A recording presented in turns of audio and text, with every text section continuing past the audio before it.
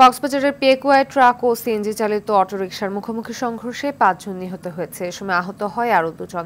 সকাল ৭টার দিকে পেকুয়া এবিসি আঞ্চলিক মহাসড়কের ধনিয়াকাটা এলাকায় এই দুর্ঘটনা ঘটে। পুলিশ জানায়, পেকুয়া থেকে চট্টগ্রাম যাওয়ার পথে হাজী বাজার এলাকায় বিপরীতমুখী একটি ট্রাক অটোরিকশাটিকে ধাক্কা দিলে এই ঘটনা ঘটে।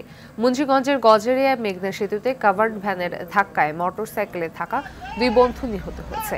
গেল রাতে এই দুর্ঘটনা ঘটে। নিহতরা হলেন মুন্সিগঞ্জের বাউশিয়া গ্রামের আশরাফুল আলম এবং চর ১৪ কাহনিয়া গ্রামের অসীম শেখ। অন্যদিকে খাগড়াছড়িতে পর্যটকবাহী বাস উল্টে আনুমানিক ২০ জন আহত হয়েছে। ভোর ৬টার দিকে খাগড়াছড়ির আলুটিলা পুনর্বাসন এলাকায় এই দুর্ঘটনা ঘটে। আহতরা সবাই রাজশাহীর বিভিন্ন এলাকা থেকে সাজেক বেড়াতে এসেছে বলে জানিয়েছে পুলিশ।